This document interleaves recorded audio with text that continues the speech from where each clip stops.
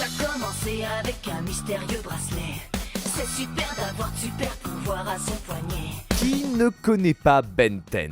Dans les années 2000, il était partout. Une montre à l'intérieur 10 aliens que son porteur utilise pour battre des méchants et sauver le monde. Un concept incroyable qui a transformé ce qui n'était qu'un simple dessin animé en la 64e plus grosse franchise du monde. 8 milliards de bénéfices, plus que Minecraft, autant que Pirates des Caraïbes ou le DCU. Avec presque 400 épisodes sur 5 générations, sans compter les films, BD, jeux vidéo et les montagnes de jouets, Ben 10 était un phénomène, le porte-étendard du dessin animé. Un pionnier en avance sur tout le monde. Alors pourquoi aujourd'hui plus personne n'en parle? Ben 10 n'est pas mort, mais il n'est plus que l'ombre de lui-même. Comment est-ce que en 10 ans on est passé de ça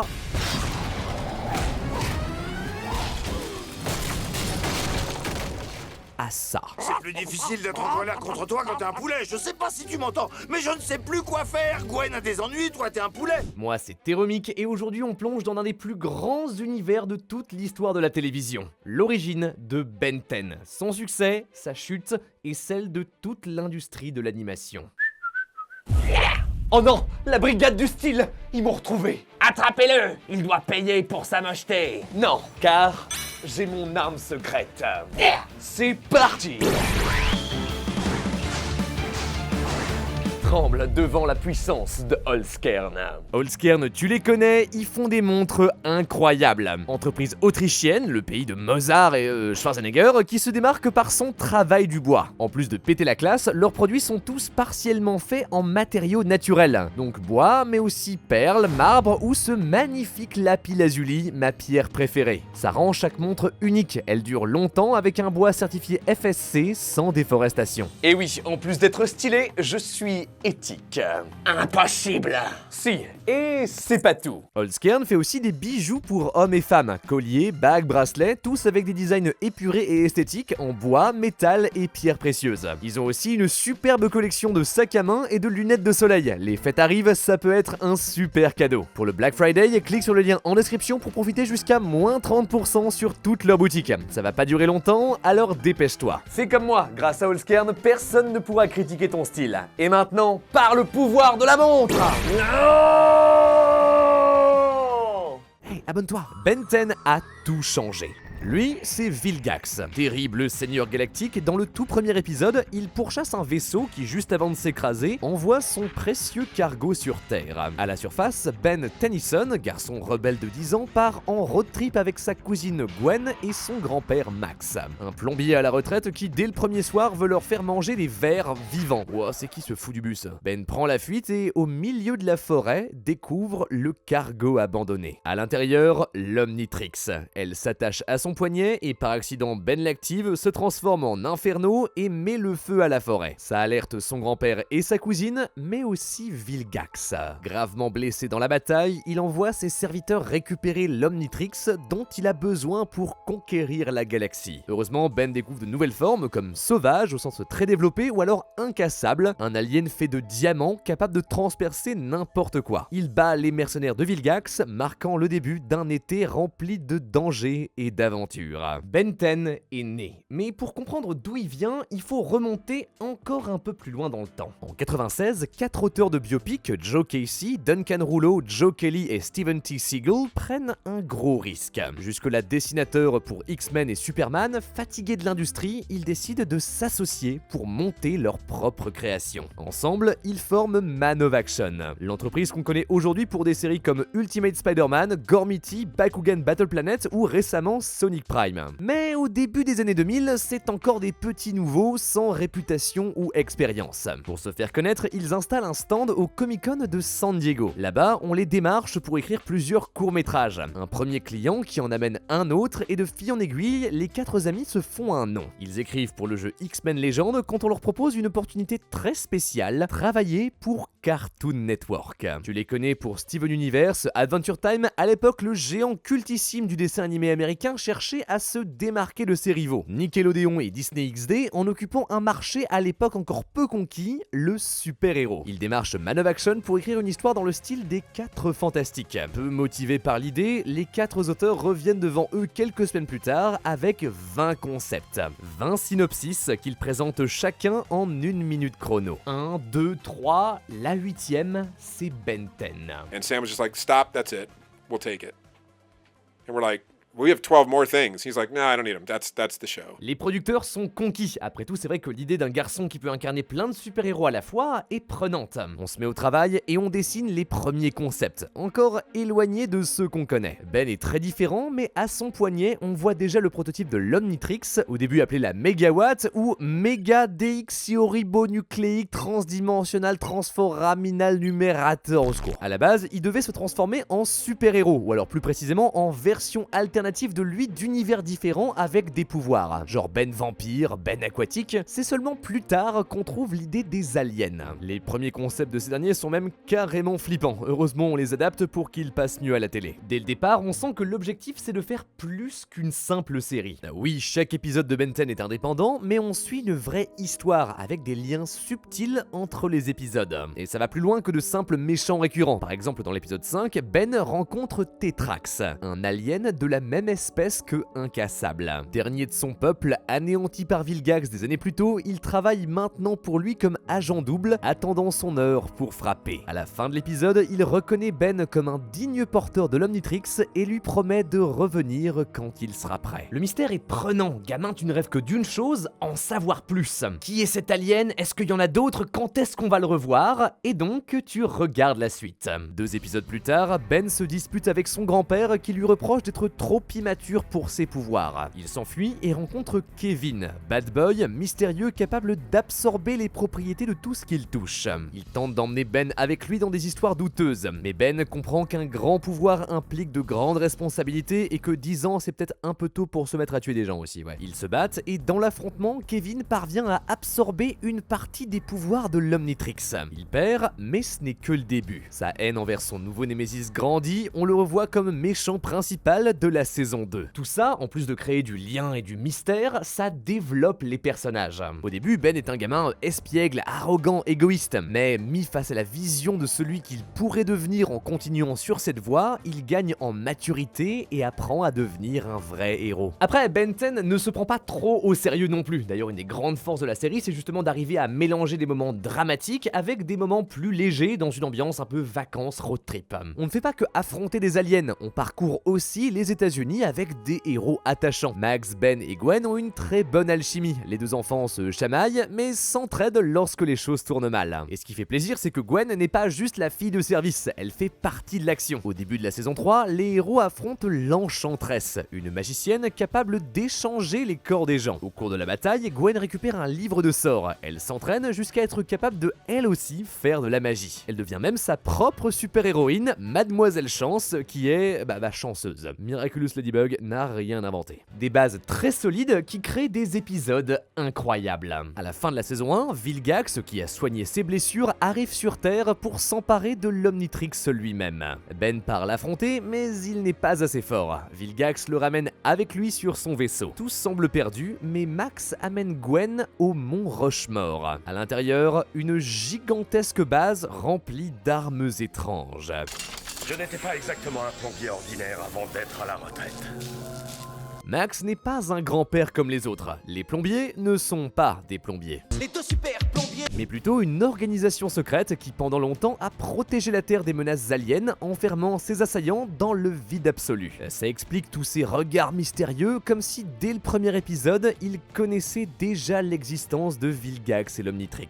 Il s'introduit dans le vaisseau de Vilgax et libère son petit-fils. Après grosse bataille finale, le seigneur alien est vaincu, ses plans et son armada réduits en miettes. Mais c'est loin d'être fini pour lui. Dans la saison 2, Kevin est de retour. Absorber l'énergie de l'Omnitrix ne lui a pas fait du bien. Maintenant, c'est un amalgame horrible de tous les aliens de Ben. Il veut se venger. Les deux s'affrontent plusieurs fois et se font notamment kidnapper dans un colisée spatial où Kevin devient un pirate de l'espace et retrouve Vilgax. Ensemble, ils partent donner une bonne raclée à Ben. En dernier recours, Max parvient à les envoyer dans le vide absolu, mais Vilgax emporte Ben avec lui. Gwen plonge le sauver. Les deux cousins affrontent Vilgax et Kevin qui parviennent même à retirer l'Omnitrix du poignet de Ben. Heureusement, les méchants se disputent, ce qui laisse le temps aux héros de filer avec la montre, laissant leurs assaillants dans le vide absolu. Tout ça illustre la dernière grande force de la série. Elle construit un univers. Chaque alien a sa planète, sa culture, les épisodes sont pensés comme un tout cohérent. Tu peux regarder Ben 10 comme ça un épisode de temps en temps, mais si t'es un vrai fan et que t'as tout vu, alors la série te récompense avec des liens subtils qui te laissent entrevoir un océan de secrets. Voilà comment une série devient une passion.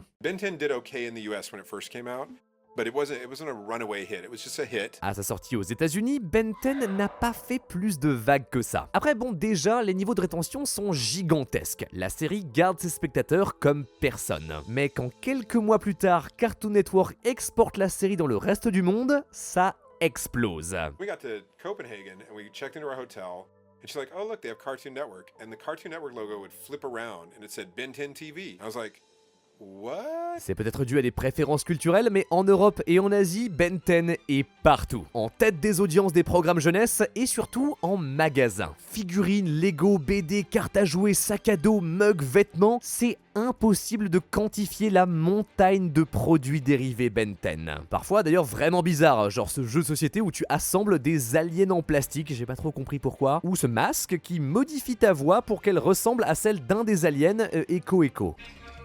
Et tout mon soutien aux enfants qui ont reçu ça à Noël. Steven T. Seagal de Man of Action raconte même avoir vu aux Philippines un pistolet Ben 10. Alors une contrefaçon, mais qui prouve que tu peux prendre n'importe quoi, le peindre en vert et en noir, lui mettre un sablier dessus, et voilà, ça se vend. La série pénètre l'imaginaire populaire. Depuis 2005, on compte presque 15 jeux vidéo, du platformer au beat 'em all, en passant par le jeu de course. Alors tu rêves pas, oui non c'est bien Mario Kart, mais avec des aliens. Et ça c'est sans parler du manège Ben 10 au Royaume-Uni, ou alors de Ben 10 Ultimate Challenge, un jeu télévisé sur la série. 36 candidats, 13 challenges, quiz, puzzle ou alors épreuve de parcours vaguement autour de Ben 10, tout pour gagner des goodies. MrBeast n'a rien inventé. Franchement fun, on exporte le concept partout dans le monde et même en France. Mais un seul Ultimate super fan de Ben 10. Ça marche tellement bien qu'en 2017, on le reboot dans Ben 10 Challenge. Voilà, sans le Ultimate. Cette fois, les enfants sont avec leurs parents, certains qui ont vraiment envie de rentrer chez eux. On pourrait faire une vidéo entière sur les trucs les plus bizarres de Ben 10. Dis-moi en commentaire si t'en veux une. Mais le Graal, le jouet que tout le monde voulait, c'est l'Omnitrix. La force ultime.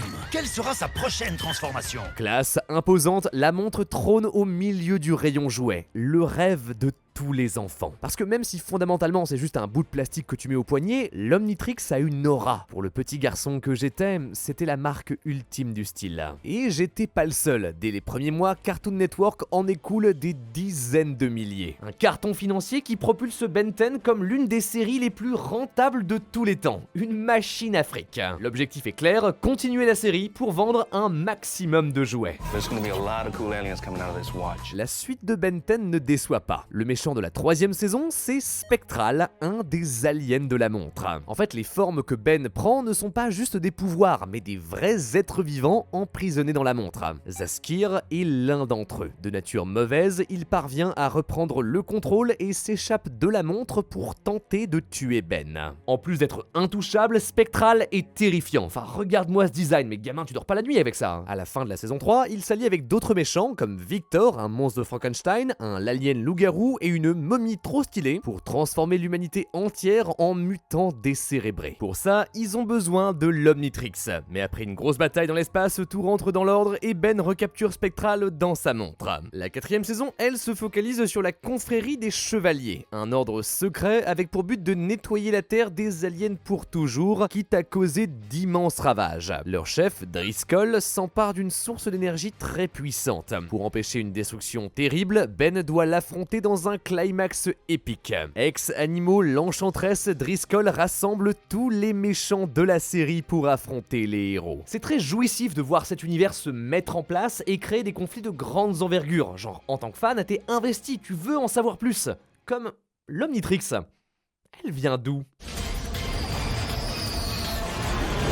Des réponses, c'est la promesse du tout premier film Ben 10, Le secret de l'Omnitrix.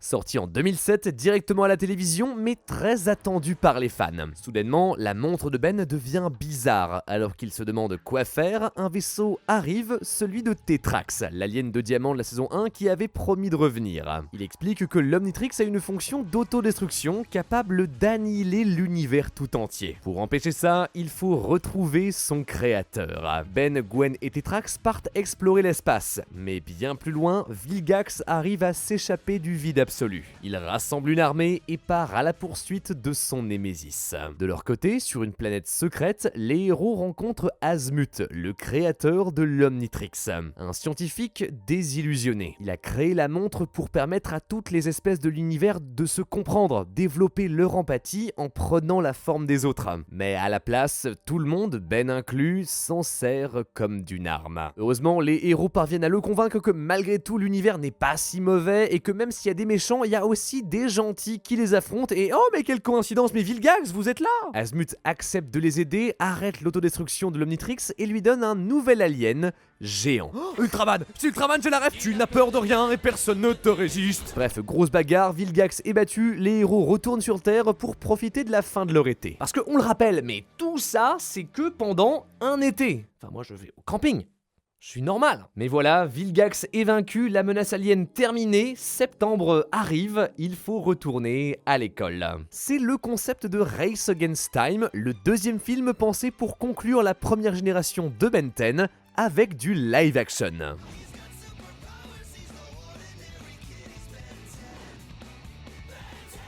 À la fin des années 2000, Cartoon Network veut aller plus loin et élargir ses licences à un public encore plus large avec CN Real. En fait, le vrai leader de la tranche jeunesse, c'était Disney Channel, qui dominait les ondes avec des productions peu coûteuses mais attirantes, comme Hannah Montana, Les Sorciers de Waverly Hills et High School Musical. Cartoon Network tente de reproduire la formule à sa sauce. Leur premier essai s'appelle Reanimated, un mélange de live action et d'animation, un peu comme qui vaut la peau de Roger Rabbit, mais sur un gamin qui, après un accident, reçoit le cerveau de Walt Disney. Attendez, mais le concept est terrifiant, what the fuck, quoi? Pas très bien, ça compte pas vraiment. Non, le vrai pionnier... c'est Ben 10. Sorti en 2008, Race Against Time est un coup d'envoi. Le grand plongeon dans le cinéma, réalisé avec 5 millions de dollars. Alors je sais pas si vous vous rendez compte, mais pour de la science-fiction en film live, c'est ridiculement peu. Genre à côté, Percy Jackson, il en avait 100 millions. Sans surprise, tout est très low cost. Même si franchement, à part les aliens qui sont vraiment bizarres, l'équipe a fait du très bon travail avec ce qu'elle avait. Les décors sont léchés et les acteurs pas incroyables, mais crédibles. Particulièrement Lee Majors qui offre une version très touchante de Max. À la fin de l'été, Ben retourne à l'école, mais il a du mal à équilibrer sa vie normale et celle de super-héros. Soudain, il se fait attaquer par Eon, un méchant capable de contrôler le temps et les dimensions. Il veut utiliser un artefact, la main de l'Armageddon, pour ouvrir un portail et faire venir son armée sur Terre. Loki n'a rien inventé. On découvre que Eon est en fait un Ben d'une réalité alternative. Il arrive à fusionner avec le héros pour retrouver sa puissance d'antan. L'invasion commence, mais heureusement Gwen arrive à faire ressortir l'âme de son cousin. Ben reprend le contrôle, Max empêche les aliens d'arriver sur Terre, Eon est vaincu et tout rentre dans l'ordre. Race Against Time est un nanar, pas incroyable, mais honnête, touchant de sincérité. On sent que le réalisateur, Alex Winter, est un fan de la série et qu'il capture l'essence de ce qui fait Ben 10. Mais manque de budget, histoire un peu trop simple, pas de vraie sortie cinéma, le film ne transcende pas la franchise. Il n'est pas le fer de lance qui amène Ben 10 dans une nouvelle ère. Non, ça c'est le rôle de quelqu'un d'autre.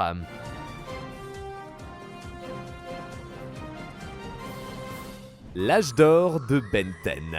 Une série doit grandir avec son public. En 2008, Cartoon Network le comprend très bien. Depuis quelques années, l'animation japonaise mais aussi Teen Titans et Avatar le dernier maître de l'air ont montré que le marché de l'animation pour adolescents était encore plein de potentiel. Avec l'aide d'auteurs comme Glenn Murakami et Dwayne McDuffie, Man of Action travaille sur la nouvelle génération de Ben 10, Alien Force. 5 ans ont passé depuis la fin de la saison 4 et l'ultime affrontement contre Vilgax. Maintenant au lycée, Ben a retiré son Omnitrix et vit une vie normale. Il a même une petite copine, Julie. Alors très anecdotique, je sais pas trop quoi dire dessus, elle est là. Mais tout bascule lorsque Max, qui enquêtait sur les DN Aliens, parasite capable de changer l'ADN des gens, disparaît. Ben retrouve Gwen, qui entre-temps a développé ses pouvoirs magiques et remet l'Omnitrix pour partir à la recherche de son grand-père avec une toute nouvelle série d'aliens pour encore plus de goodies. Ils sont vraiment cool, surtout Alien X. Dans le dernier épisode de la saison 1, un barrage s'écroule et menace de noyer tous les héros. Ben se transforme soudain en une entité omnisciente, invincible, capable de manipuler la réalité elle-même. Mais cette puissance a un coût. Pour chaque action, Ben doit débattre avec les deux personnalités à l'intérieur d'Alien X. Ce qui peut prendre des heures, des mois ou des milliers d'années. Et en attendant, il reste immobile.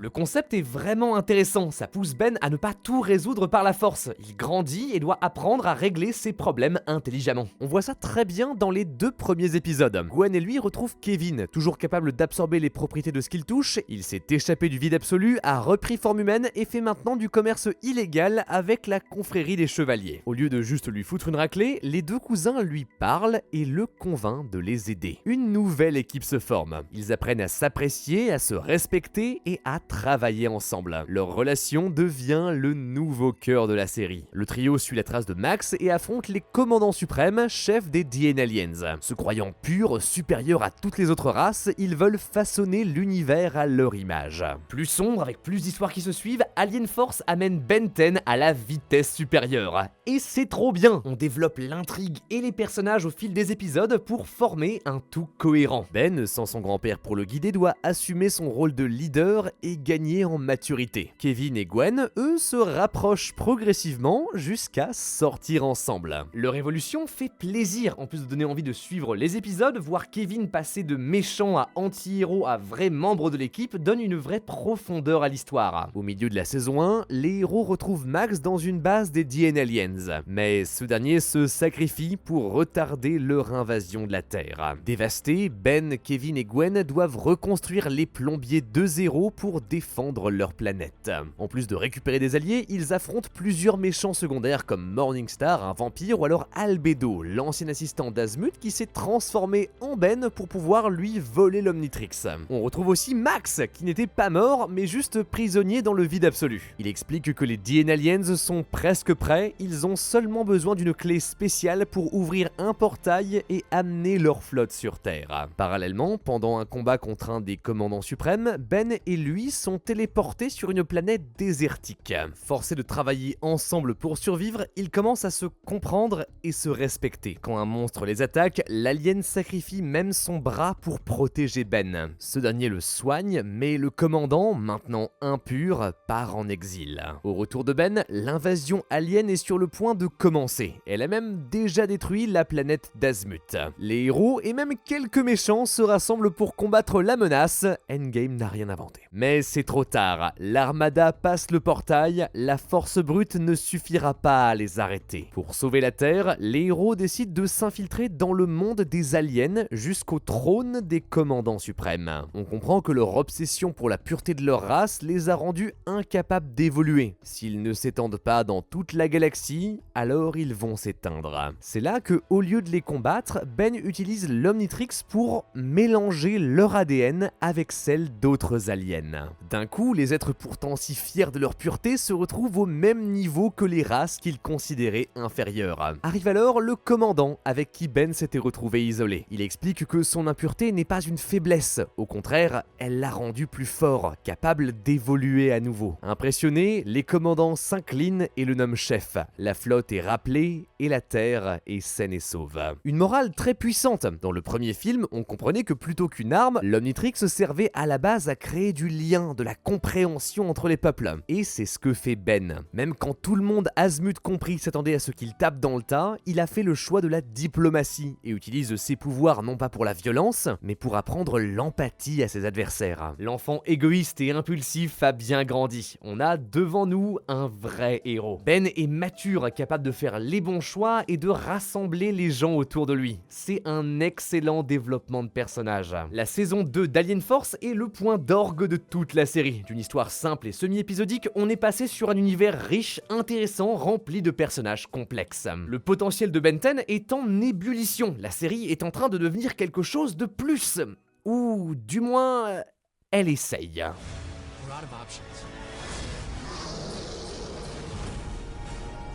En 2009, Cartoon Network n'a pas réussi sa transition vers le live-action.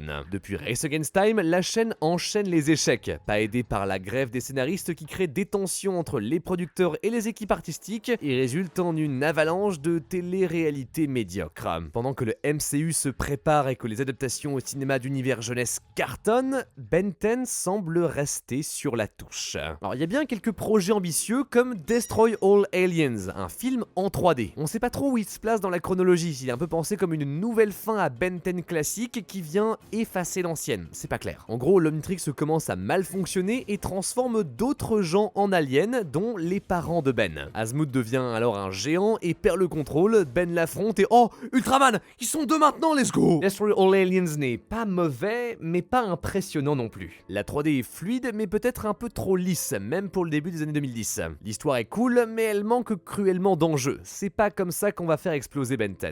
Non, le vrai film qui veut tout changer, c'est Alien Swarm. Deuxième live action avec 40 millions de budget et des effets spéciaux qui tiennent enfin la route. Après, on sent que Harry Potter 6, Dark Knight, Twilight et tous les autres sont passés par là. Regarde comment c'est sombre et sérieux. Oh là là, non mais les couleurs c'est pour les enfants, nous on est trop dark. Toi l'ado mystérieux, viens voir notre film. Cette fois, le grand méchant, c'est une nuée de nanomachines qui contrôlent les gens. Pour les empêcher de dominer le monde, Ben, Gwen et Kevin s'allie avec Elena, la fille d'un ancien plombier, Victor, qui a apparemment trahi l'organisation. Il le traque jusqu'à une usine abandonnée. Sous le contrôle de la reine de la nuée, Victor est en train de produire une légion de machines qu'il envoie aux quatre coins de la Terre. Ben débloque alors un nouvel alien microscopique et se bat contre la reine machine à l'intérieur de la tête de Victor. Ant-Man n'a rien inventé. Bagarre, avalanche de CGI, voilà, c'est gagné, le monde est sauvé, bravo. On sent que Alien Swarm est spécial. Il veut être différent, genre transformer Ben 10 comme le premier film n'a pas su le faire. Mais dans le processus,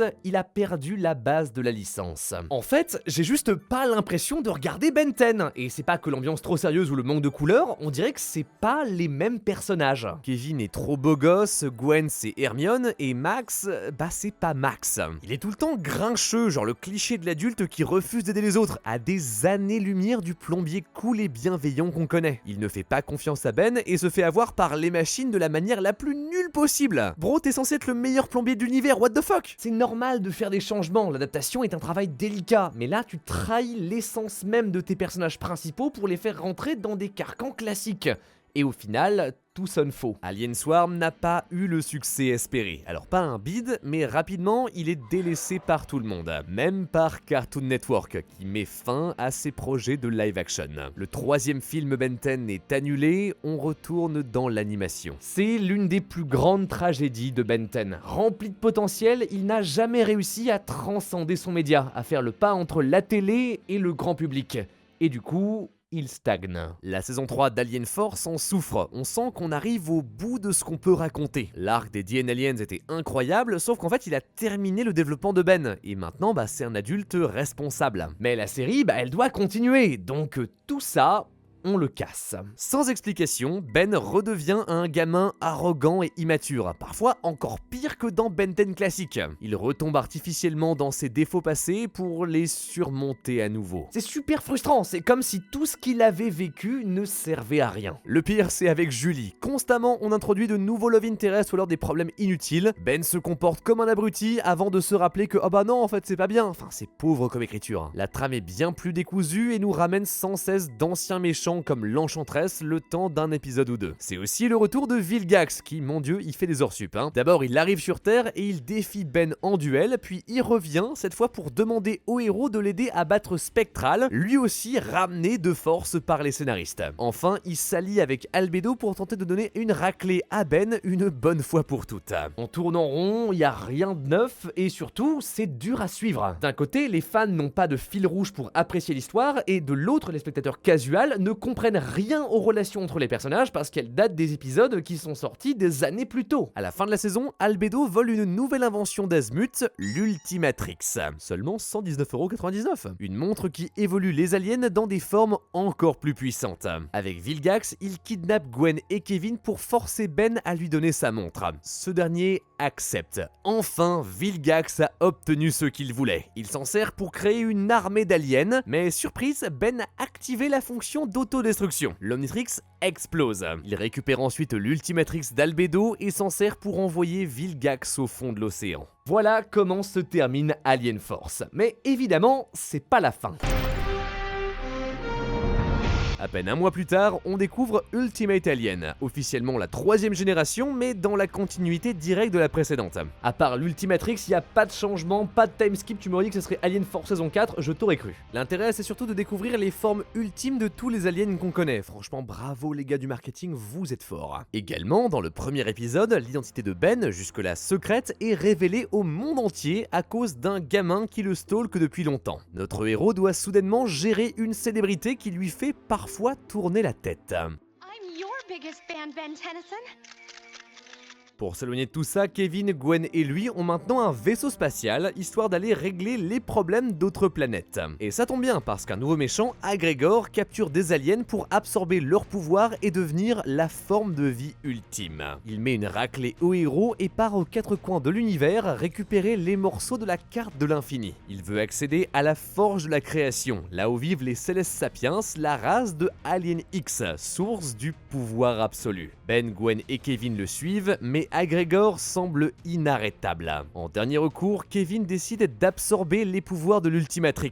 Il devient un amalgame encore plus monstrueux et renvoie son adversaire dans le vide spatial. Agregor est vaincu, mais Kevin perd son humanité. Peu importe à quel point Ben et Gwen tentent de le raisonner, il n'est plus qu'une boule de haine. C'est peut-être la meilleure saison. Kevin est de loin un des, si ce n'est le meilleur personnage de Ben 10. Torturé, le voir danser malgré lui entre le bien et le mal est fascinant. Sa relation avec Ben et surtout Gwen n'en est que plus prenante, surtout dans les moments comme ça où il se demande si leur ami n'est pas perdu pour de bon. Alors que Kevin devient de plus en plus incontrôlable, Ben est prêt à l'arrêter une bonne fois pour toutes. Mais Gwen refuse. Alors pour la première fois, les deux cousins se battent. Heureusement après ça, les héros parviennent à capturer Kevin, absorber ses pouvoirs et le ramener à la normale. When I was out of control, I said some things. No need to apologize.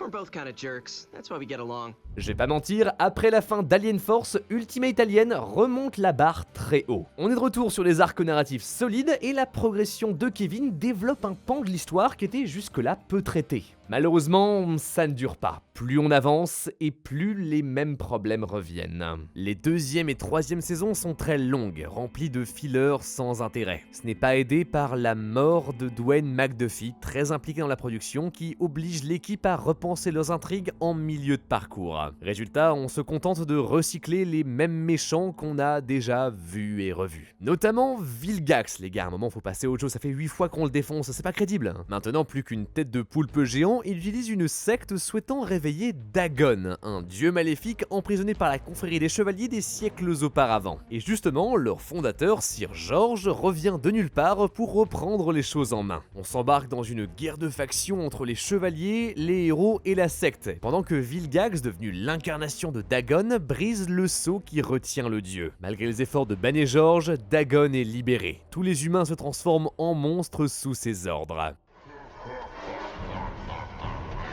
Ok, d'accord, oui c'est stylé, c'est un bon boss final, d'accord. Pour l'affronter, Ben se transforme en ultimate géant, mais même ça ne suffit pas, et George se fait carboniser vivant. Heureusement, on peut compter sur ce bon vieux Vilgax, toujours là pour trahir les autres, il arrive avec une machine qui absorbe l'énergie de Dagon. Il devient alors Vilgax Ultime, l'être le plus puissant de l'univers. Le seul qui peut encore se tenir devant lui c'est Ben. Les avatars du bien et du mal dans leur éternel combat, maintenant aux portes de leur ultime confrontation. Ben attrape l'épée de George, la fusionne avec l'Omnitrix, fonce sur Vilgax et... Somebody should have done this a long time ago.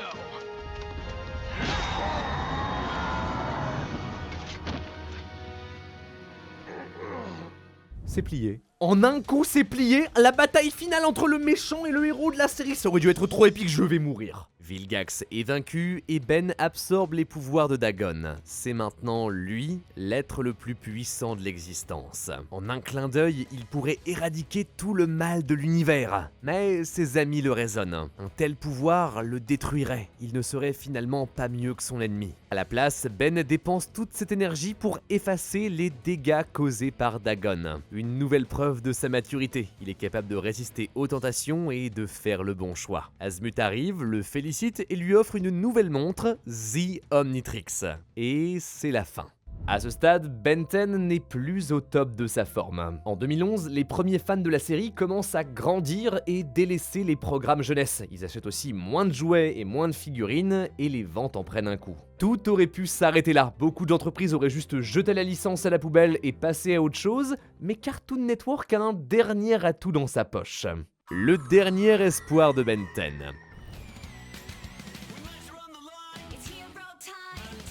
Ben 10 Omniverse est le boss final de la série. Annoncé en 2012, il arrive pour 8 saisons, 80 épisodes au total. Nouvelle direction artistique, à l'époque ça fait hurler les fans, mais les designs plus épurés des persos laissent la place à une animation plus fluide. Le seul problème c'est que du coup beaucoup de gens ont cru que c'était un reboot, alors que bah non, c'est la suite directe d'Ultimate Alien. Tout commence lorsque Kevin et Gwen partent à l'université ensemble. Ben se retrouve seul pour sauver le monde, ce qui n'est pas toujours facile. Max lui assigne alors un nouveau partenaire, Rook Blanco. Continuez Jackson, vous m'intéressez. Le changement peut faire peur, et c'est vrai que se débarrasser d'un trio aussi iconique, bah c'est un vrai risque. Mais moi j'aime beaucoup Rook. Efficace, droit dans ses bottes, presque un peu trop, il a une très bonne dynamique avec Ben, et apporte un vent de fraîcheur dont la série avait désespérément besoin. Vous allez regretter d'avoir détruit mon proto-camion. Au début, les deux ont du mal à s'entendre, mais ils sont forcés de coopérer lorsqu'ils découvrent une ville souterraine cachée remplie d'aliens. L'un d'entre eux, Kyber, semble très intéressé par Ben. Il a avec lui un familier, Nemetrix, capable de prendre plusieurs formes différentes. Coïncidence. Au fil des épisodes, Ben et Rook apprennent à s'apprécier presque comme deux frères. Ils affrontent Kyber et lui font exploser son vaisseau. Mais ce dernier n'est qu'un homme de main. Il travaille en fait pour Virus, un alien technologique accidentellement corrompu par Azmuth que Ben a affronté enfant. Pendant leur combat, Virus a absorbé une partie des pouvoirs de l'Omnitrix. Avec l'aide du Docteur Psychobos, un rival d'Azmuth, il en crée une version maléfique pour prendre sa revanche. À la fin de la saison 2, Virus finit par attaquer la planète natale d'Azmuth. Il tente de corrompre Rook et Ben et de les retourner l'un contre l'autre. Mais les deux amis sont complètement coordonnés. Ils l'arrêtent avant qu'il ne soit trop tard. Le premier arc n'est pas trop mal. Il y a de l'histoire, du développement de personnages, on sent une vraie volonté d'aller de l'avant. Parfois, on va même un peu trop loin, comme genre l'épisode où on apprend que Ben a rompu avec Julie, genre comme ça, dans un flashback. Pour un truc débile, c'est jamais développé et c'est assez triste, mais du coup, on peut introduire de nouveaux love interest pour Ben. Après, la vraie nouveauté d'Omniverse, c'est les dimensions parallèles. Miles Morales n'a rien inventé. Au début de la 3e saison, Ben arrive dans l'univers de Ben 23, une version de lui-même riche et arrogant qui agit comme un gamin, une manière intéressante de voir ce que Ben serait devenu sans le soutien de ses amis et de son grand-père. Alors cool, sauf que en vrai, c'est pas nouveau. On en avait déjà eu un avant-goût dans Ben 10 classique. Lors d'un épisode, Ben et Gwen sont amenés dans un univers alternatif et rencontrent leur alter ego de 20 ans plus vieux, Ben 10 000. Puissant, charismatique, en maîtrise totale de l'Omnitrix et surtout, cette barbe. C'est moi. Il a animé les débats de la cour de récré pendant des années, on l'adorait, c'était un mystère, une énigme, de quoi est-il capable? On le revoit rapidement quelques saisons plus tard, encore dans un autre univers où il aide une version de Ben à devenir ami avec un autre Kevin. À partir d'Ultimate Aliens, il revient chercher les héros pour affronter Eon, le méchant du tout premier film live action qui tente cette fois de corrompre l'espace-temps. On le revoit dans la 3e saison d'Omniverse, où il échange les Ben de différentes timelines, genre Ben enfant se retrouve dans son corps adulte. Alors si tu trouves ça compliqué, eh ben c'est que le début. À la fin de l'épisode, Ben 10 000 arrive et embarque les héros dans une guerre temporelle. Pour la conclusion de la saison 5, on découvre qu'en fait Eon s'est allié avec Vilgax, encore lui, et toute une série de Ben maléfiques d'autres univers pour éliminer tous les gentils Ben du multivers. Les survivants doivent rassembler toutes les versions qu'ils peuvent, comme Gwen 10 dans l'univers où c'est elle qui a trouvé la montre, ou même un Ben qui dans son univers n'a jamais reçu l'Omnitrix. Une gigantesque bataille d'alter ego, interrompue lorsque Vilgax fait sauter une bombe qui anéantit toutes les timelines, à l'exception de celle de Ben sans montre. Heureusement, celui-ci est sauvé par le professeur Paradox, un être mystérieux capable de voyager à travers le temps et le multivers. Ensemble, ils réparent le flux temporel pour annuler l'explosion de la bombe et battre Vilgax une bonne fois pour toutes. Endgame n'a rien putain d'inventé. Plus on avance et plus Omniverse n'a aucune limite. À un moment, une arme détruit l'univers tout entier, rien que ça. Et alors Ben, avec Alien X, parvient à en recréer un nouveau, identique. Alors par contre, comme concept de SF, c'est terrifiant, parce que là t'es en train de me dire que Ben va vivre le restant de sa vie avec des copies conformes des gens qu'il connaissait. C'est littéralement un épisode de Rick et Morty. On rencontre aussi des persos assez mystérieux comme Spanner qui traverse le temps pour aider Ben à prendre les bonnes décisions. Genre dans la saison 7, il lui dit « Tu vois cette meuf ? Eh ben c'est ta future femme, donc épouse-la, comment je sais, je suis ton fils du futur en fait. » Bref, tout ça, ça culmine avec Maltruant. Un chrono-sapiens, alien capable de manipuler le temps. Tellement puissant et dangereux que son corps a été détruit et dispersé aux quatre coins du multivers. Mais ses serviteurs le reconstruisent. Les héros lui courent après sans cesse, mais à chaque fois il s'échappe ou les piège dans des dimensions parallèles. À la fin de la dernière saison, on découvre enfin son plan. Maltruant veut utiliser une arme pour remonter jusqu'au Big Bang, au début de tout, et remodeler l'univers à son image. Ben 10 000, Gwen, Kevin, Spanner, Rook, Ben, tout le monde s'allie pour une bataille finale dantesque dans l'espace. Mais Maltruant s'enfuit avec l'arme. Grâce au professeur Paradox, les héros le pourchassent à travers le temps et les dimensions. Il rencontre notamment George Washington. C'est pas une blague, il les aide à combattre un Vilgax du passé. Bon, c'est le dernier épisode, on s'en fout, d'accord, super. Au final, Ben et Rook suivent Maltruant jusqu'au début du temps, un endroit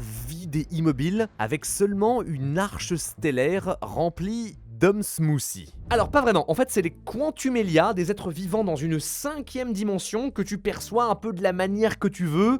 Bref, Ben affronte Maltruant une dernière fois, s'empare de la machine dont il comptait se servir pour rebooter l'univers, utilise le pouvoir combiné de tous ses aliens pour contenir son énergie et la renvoyer vers son adversaire. C'est fini, l'univers est sauvé. Paradox arrive et explique que la dernière chose à faire est de redisséminer les morceaux de Maltruant dans l'univers pour boucler la boucle. On le condamne ainsi dans une boucle temporelle où il est vaincu par Ben encore et encore. De retour chez eux, les héros profitent du calme et décident comme des années auparavant de partir en road trip. Cette fois à travers la galaxie, profiter des mondes qu'ils ont sauvés. Voilà comment se termine Ben 10. Omniverse est une série à part, à la fois très intéressante qui pousse des concepts de science-fiction audacieux tout en gardant une ambiance légère, mais aussi très confus et étalé. Genre là, j'ai tenté de résumer ça de manière concise, mais il y a tellement d'autres choses à dire, c'est terrifiant. Quand tu regardes ça épisode par épisode, c'est assez dur à suivre, surtout si tu les mates à la télé dans le désordre. On sent aussi une certaine fatigue. Ben reste plus ou moins la même personne qu'il était depuis la fin d'Alien Force. Ok, sa relation avec Rook et les Ben des autres dimensions apporte de la fraîcheur, mais ça a ses limites. Ça se voit aussi dans ses transformations, genre il devient un alien Lego. Ouais, là ils ont plus trop d'idées. Eh mais attendez, mais regardez, c'est pas des Lego Ben 10, waouh, seulement 140 €, mais c'est fou. Après, pour les fans, Omniverse reste quand même une très belle conclusion pour la série. Voir Ben passer d'un simple garçon au héros portant la continuité du temps lui-même, passant devant tous ses alter-ego, ses miroirs de ce qu'il aurait pu être, pour finalement comprendre qu'il est destiné à être lui-même. Rien de plus, rien de moins. C'est peut-être une métaphore de la série tout entière. Ben 10 aurait pu être tellement de choses. Si ses films avaient mieux marché, s'il avait réussi à transcender son média, si l'animation avait été dans un contexte différent, alors peut-être qu'aujourd'hui, il serait encore un pilier de notre imaginaire collectif. Mais il est ce qu'il est. Et c'est déjà bien. Surtout qu'aujourd'hui, Ben 10 existe encore, juste dans une forme différente. Vous avez l'impression que personne ne vous remarque. C'est exactement ce que je ressens. Oui, je vois. Pourquoi vous ne vous asseyez pas pour qu'on en parle? En 2016, Ben 10 revient pour sa 5e génération, qui n'a rien à voir avec les autres. En fait, après l'échec des live-action, Cartoon Network est béni par un succès surprise, Steven Universe. Une série légère qui, même si elle traite de sujets importants, reste quand même assez enfantine. Et tout le monde adore un phénomène planétaire qui redéfinit complètement la philosophie de la chaîne. Les nouvelles productions de Cartoon Network comme Adventure Time, Craig of the Creek suivent cette ambiance et cette direction artistique. Et c'est pas un problème, c'est des dessins animés que j'aime beaucoup, mais sur Ben 10, j'avoue que ça fait bizarre. Même revenir sur Ben enfant est une bonne idée. L'animation est fluide, les personnages sont dynamiques, mais il n'y a pas d'histoire. De 22 minutes, les épisodes ne durent plus que 11. The network started going to these 11-minute formats, and you can't really tell a great sequential story in 11 minutes. On ne vit pas une aventure avec les héros. Au mieux, on assiste à des tranches isolées de leur vie. Du coup, on se retrouve avec des enchaînements de sketchs et de blagues correctes, mais sans plus. Juste là pour fournir des séquences drôles de 30 secondes à reposter sur YouTube et TikTok. Et surtout pour continuer de vendre des jouets. Par exemple, dans la saison 2, t'as les versions améliorées des aliens classiques. Mais vu qu'il n'y a pas d'histoire, ça sert à rien, mais bon, écoute, ça rapporte. Les seuls bouts d'intrigue viennent d'épisodes spéciaux, comme on ramène les Ben d'ancienne génération, et des quelques personnages récurrents comme Tetrax ou Kevin. D'ailleurs, cette fois, il n'a pas de pouvoir, mais une Antitrix qui le transforme dans des versions maléfiques des aliens de Ben. Finalement, en 2020, on a eu le dernier film en date, Ben 10 contre l'univers. Le grand retour de Vilgax qui piège Ben pour s'emparer de l'Omnitrix. Très sympa à regarder, mais rien de fondamentalement nouveau, c'est presque un reboot du tout premier film. Ce qui est triste, c'est qu'aujourd'hui, on sent que la franchise manque d'ambition. Ben 10 a toujours été un pionnier, déjà pour Cartoon Network, dont il a longtemps été la locomotive, mais aussi pour le genre du super-héros tout entier. Toutes ces blagues sur machin n'a rien inventé viennent du fait que la série a vraiment 10 ans d'avance sur toutes les adaptations de comics qui cartonnent aujourd'hui. Et c'est normal, Man of Action viennent de là, ils ont pu, avant tout le monde, transposer à l'écran les concepts et l'ambiance des comics des années 80-90. Ça se sent aussi dans leurs autres projets comme Generator Rex, un ado capable de transformer les parties de son corps en machine, et c'est genre littéralement Iron Man d'Infinity War. Avant tout, ces créateurs sont des passionnés.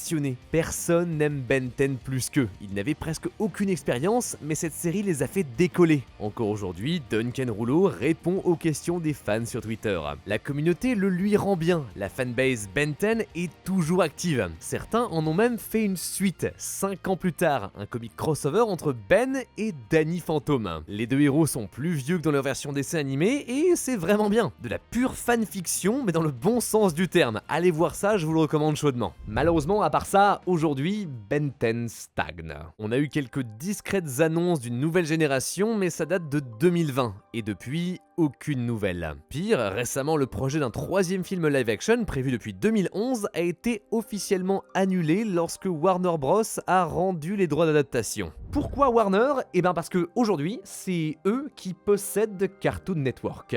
Au milieu des années 2000, la chaîne fusionne d'abord avec AT&T avant d'être acquise par le géant du cinéma américain. Problème, eux, l'animation, ils s'en foutent.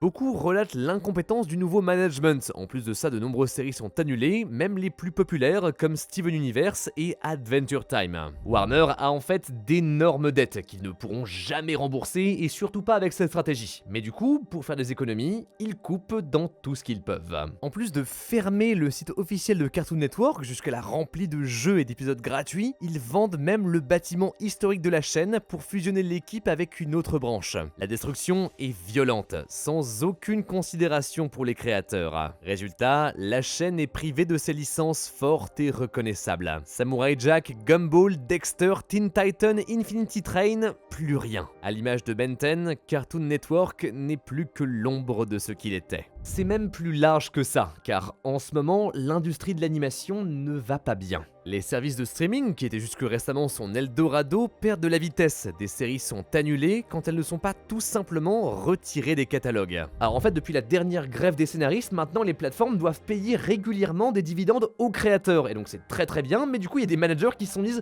non, bah les couilles, j'enlève tout, comme ça je paye rien. Résultat, on arrive à des situations absurdes, comme quand Netflix retire Voltron de son catalogue, alors alors que c'est eux qui l'ont produit. C'est leur série, what the fuck. Ou alors quand les créateurs d'Infinity Train sont obligés de pirater leurs propres épisodes pour pouvoir les regarder. Les problèmes de Ben 10 n'affectent donc pas que lui. L'industrie de l'animation est aujourd'hui bouchée, avec des réductions de budget et des licenciements de masse. Il y a quelques mois, on apprenait que 30% des animateurs de Los Angeles n'avaient juste pas de travail, sans parler de la menace grandissante de l'IA générative.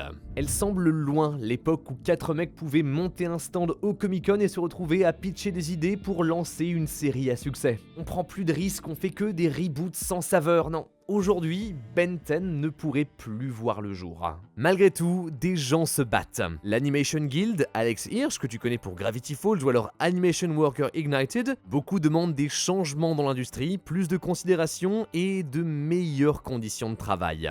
Howdy, folks. You know, normally I'm a fan of greed, but the CEOs these days are too greedy, even for me. Ben 10 est un miroir de l'animation tout entière. Si on veut qu'il revienne, qu'il ait peut-être enfin la chance de transcender son média, il faut pousser pour que l'industrie évolue et dépasse ses problèmes. C'est seulement comme ça qu'on aura à nouveau des dessins animés poignants, passionnés, qui feront rêver les générations futures. Merci beaucoup de m'avoir regardé jusqu'au bout, c'était Théromique, j'espère que ça vous a plu. En description, il y a tous les liens dont j'ai parlé dans la vidéo, allez voir ça, ça fait très plaisir.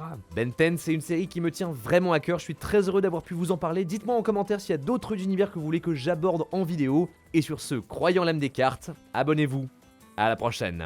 Encore merci à Holzkern de nous avoir accompagnés pour cette vidéo. Clique sur le lien en description et en commentaire épinglé pour 30% de réduction sur tous leurs bijoux et leurs montres. Et peut-être que t'auras autant de style que moi.